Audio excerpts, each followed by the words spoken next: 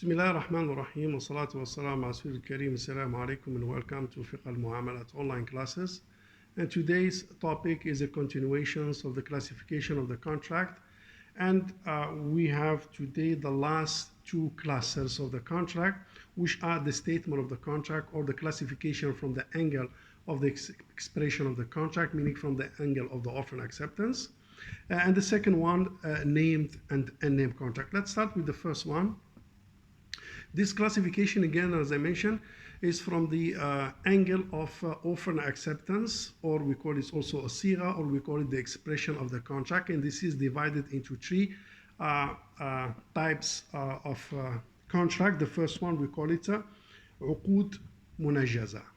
Uqud munajjaza means completed contract, meaning the way you express, the way you issue the offer and acceptance, what kind of stated its issue, and what kind of indications that impact the status of the contract. Here, the first one, as I mentioned, it is uqud munajjaza, which is a completed contract. This completed contract, it is concluded upon the issuance of the offer and acceptance immediately, and the contract become concluded. And whether it is binding or not binding, it depends on the status and nature of the contract, as we have discussed it in the first cluster. But this one, offer and acceptance, will be concluded immediately.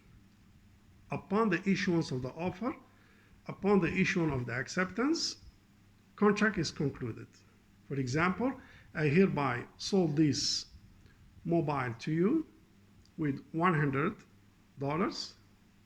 I hereby accept buying the mobile with the said amount, and offer and acceptance both have been issued. Contract is concluded immediately on the spot. This one we call it a completed contract, or we call it in Arabic uqud munajjaza. The second classifications is uqud mudafa, means uqud attached to the future.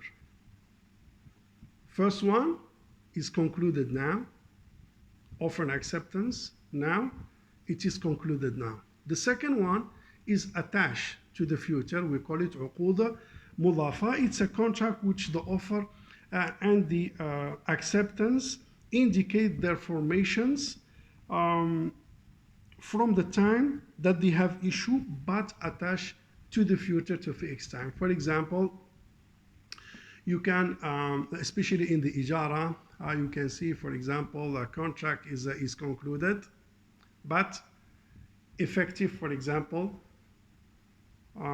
end of the month. So contract concluded now, but attached to the future.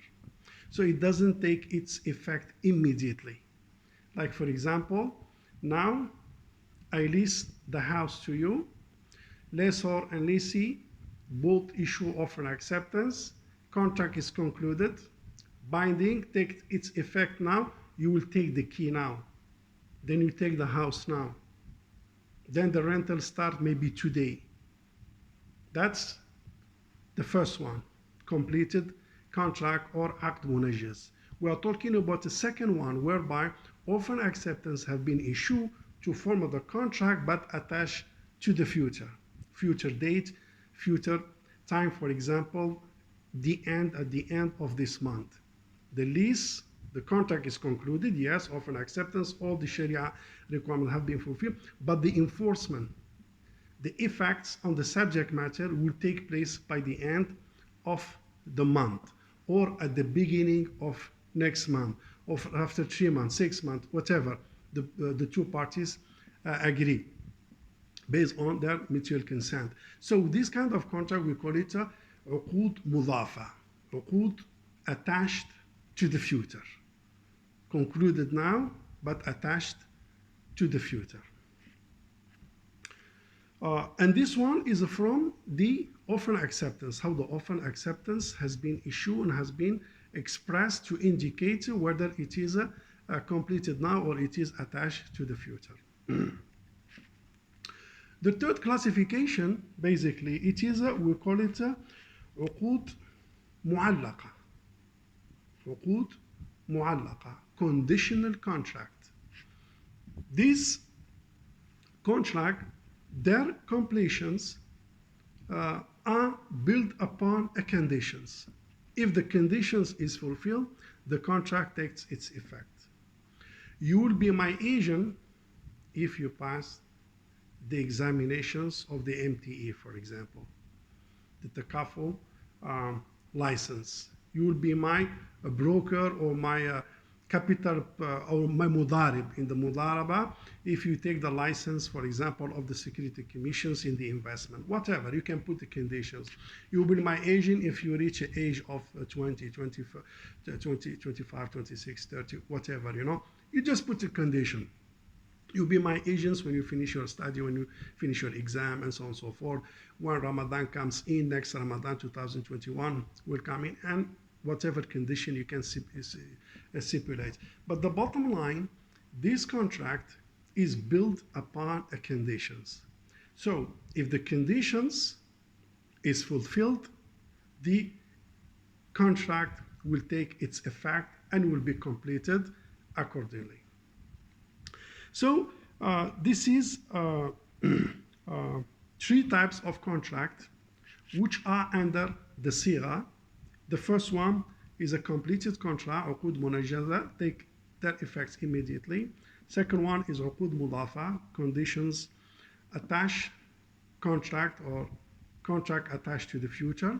So concluded now, but it takes its effect in the future. And the other one, a conditional contract or عقود معلقة, whereby the contract is built upon one conditions.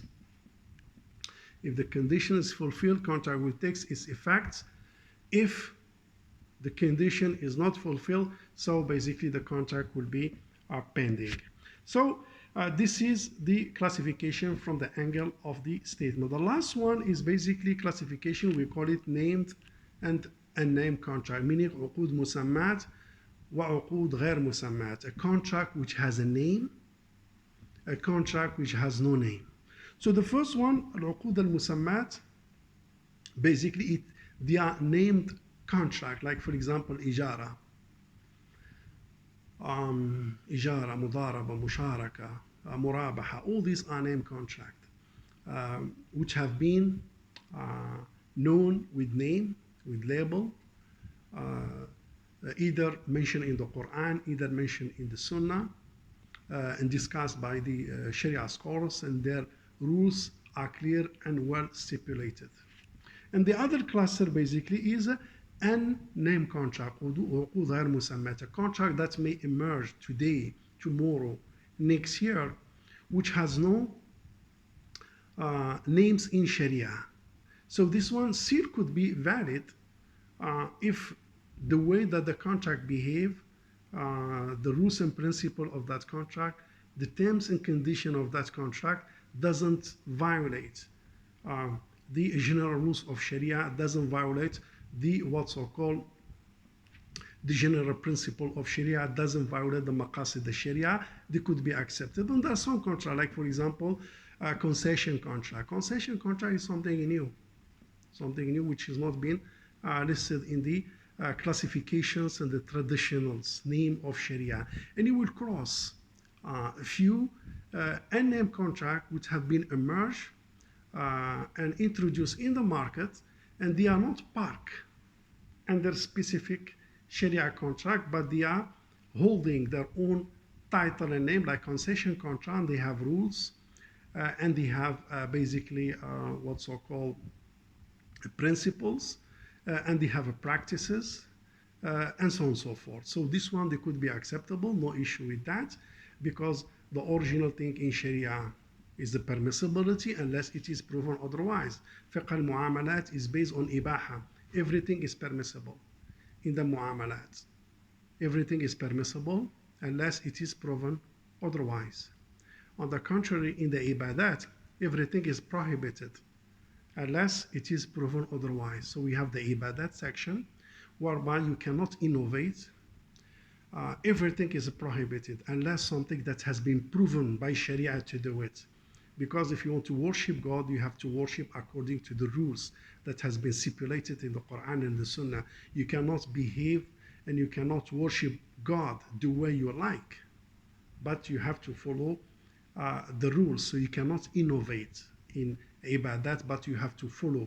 So innovations is not allowed, and everything is prohibited unless it is proven otherwise by Sharia. But in al-Muamalat transactions, everything is permissible unless it is proven otherwise, because this is the affair of human beings. So they have the right to deal with each other in business and finance and other things in a very free way, as long as rules of Sharia and principle of Sharia and maqasid of Sharia are preserved and safeguarded. So this is basically the last two clusters, which is basically statement and sigha, and name contract. And with this, we completed the five cluster that have been mentioned and highlighted. And we carry on our discussions in Fiqh al-Muamalat, inshallah. With that, thank you very much. And assalamu alaikum wa rahmatullahi ta'ala wa barakatuh.